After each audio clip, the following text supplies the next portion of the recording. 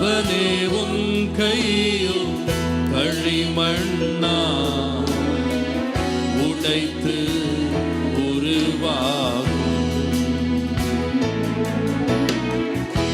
என் சித்தமல்ல உம் சித்தம் நானா தருகிறேன் உன் கையிலே. என் சித்தமல்ல. இயேசு கிறிஸ்துவின் நாமத்தினாலே இந்த மதிய வேளையிலே உங்களை அன்போடு விட வாழ்த்துகிறேன். குயவனே என்ற நிகழ்வின் அடிப்படையிலே ஜெபத்தின் மேன்மையை குறித்து நாம் தியானித்துக் கொண்டே இருக்கிறோம். இன்றைக்கும் எசேக்கியேல் தீர்க்கதரிசியின் புஸ்தகம் 7ஆம் அதிகாரம் 1 முதல் 9 வசனங்களை நாம் வாசிக்கின்ற போது, கர்த்தருக்கு முன்பதாக காத்திருக்கின்ற பொழுது ஆண்டவர் தாம் செய்ய போகிறதை அறிவிக்கிறார் என்பதை நாம் மிக தெளிவாக அறிந்து கொள்ள முடியும். உலக வாழ்க்கையை நாம் பார்க்கின்ற பொழுது நமக்காகவே நாம் அதிகமாய் ஓடிக்கொண்டிருக்கின்ற காட்சியை பார்க்க முடியும். குறிப்பாக விசுவாச கூட்டத்தாரின் மத்தியிலே கர்த்தருக்கு முதலிடம் கொடுப்பதற்கு பதிலாக, கர்த்தருக்கு முன்பாக காத்திருப்பதற்கு பதிலாக சுயமாய் செயல்படுகிற அநேகரை நாம் பார்க்க முடியும். குறிப்பாக தேவ மனிதர்கள் தேவ சமூகத்திலே காத்திருக்க வேண்டும் என்பதை குறித்து பரிசுத்த வாக்கியங்கள் மிக தெளிவாக கற்றுக் கொடுக்கிறோம். எசேக்கியேல் தீர்க்கதரிசி காத்திருந்த பொழுது ஆண்டவர் தீர்க்கதரிசியை பார்த்து சொன்னார், முடிவு வருகிறது, தேசத்தின் 4 முனைகளின் மேலும் முடிவு வருகிறது.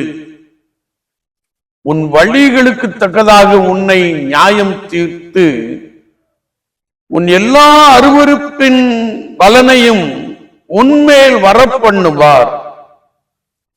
தீங்கு வருகிறது, ஏகமான தீங்கு வருகிறது. என் கண் உன்னை தப்ப விடுவதில்லை என்று சொல்லுகிறார்.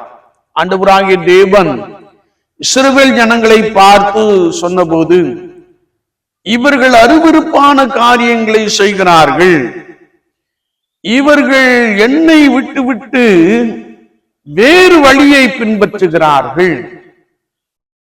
எனவே நான் அவர்களுடைய செய்கைக்கு தக்கதாக அவர்கள் மீது தீங்கு வருகிறது, முடிவு வருகிறது என்று சொல்லுகிற ஒரு வசனத்தை நாம் வாசிக்க முடியும்.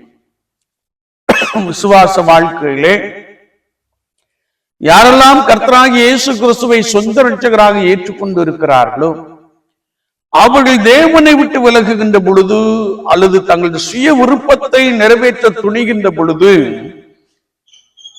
ஆண்டவர் அவர்கள் நிமித்தமாய் அல்லது அப்படிப்பட்ட ஜனங்கள் நிமித்தமாய் தேசத்தின் மேல் 4 முனைகளிலும் இருந்து முடிவு வருகிறது, தீங்கை வரப்பண்ணுவேன் என்று சொல்லுகிற ஒரு வார்த்தையை நாம் வாசிக்க முடியும்.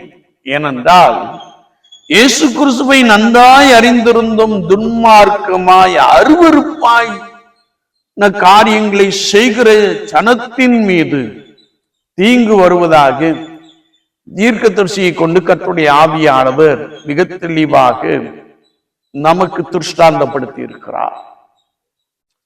நாம் வேதத்தை வாசிக்கின்ற பொழுது ஆண்டவராகிய இயேசு கிறிஸ்து சொன்னபோது, அவனுக்கு நான் அளிக்கும் பலன் என்னோடு கூட வருகிறது என்று சொல்லுகிறார்.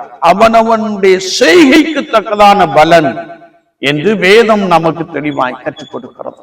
என்னை கேட்டுக்கொண்டிருக்கிற என் அன்பு சகோதரனே சகோதரியே, நாம் கர்த்தருக்கு முன்பதாக காத்திருக்கின்ற பொழுது கர்த்தர் நம்முடைய செயல்பாடுகளை நாம் நிதானித்து அறியும்படியாய் நமக்கு உதவி செய்கிறார். அது மாத்திரமல்ல, தேசத்திலே பாவங்கள் பெருகி இருப்பதினாலே, அக்கிரமங்கள் பெருகி இருப்பதினாலே, குற்றமற்ற ரத்தம் சிந்தப்பட்டிருக்கிறபடினாலே தேசத்தின் எல்லா முனைகளிலும் இருந்து தீங்கு தேசத்திற்கு உண்டாகும் என்று சொல்லுகிற வார்த்தையை நாம் வாசிக்கிறோம். சுவாச வாழ்க்கையிலே ஆண்டவர் எதற்காக நம்மை பிடித்தாரோ, எதற்காக நம்மை அழைத்தாரோ, எதற்காக அவர் சிலுவையிலே சிந்தின ரத்தத்தின் மூலமாய் நம்மை கழுவி சுத்தப்படுத்தி பரிசுத்த சபையில் வைத்திருக்கிறாரோ, அந்த நோக்கத்தை அறிந்து இயேசுவுக்காக ஜீவிக்கின்ற, இயேசுவுக்காக வாழுகின்ற ஒரு அனுபவத்தை நாம் பெற்றுக்கொள்ளுகின்ற பொழுது ஆண்டவருடைய தீர்ப்புக்கு, நியாய தீர்ப்புக்கு நாம் தப்பித்துக் கொள்கிறோம். அவரோடு கூட இருக்கின்ற ஒரு பெரிய கிருபையை, ரிவார்டை நாம் பெற்றுக் கொள்கிறோம் என்பதை நாம் ஒருபோதும் மறந்து விட வேண்டாம். எனவே விசுவாச வாழ்க்கையிலே நாம் கர்த்தருக்கு முன்பதாக காத்திருக்கின்ற பொழுது அவர் செய்ய போகிறதை எனக்கு, உங்களுக்கு, நமக்கு அறிவிக்கிறவராக இருக்கிறார். காத்திருப்போம், கர்த்தருக்காய் வாழுவோம், பெரிய காரியங்களை செய்வார். ஆமீன், ஆமீன்.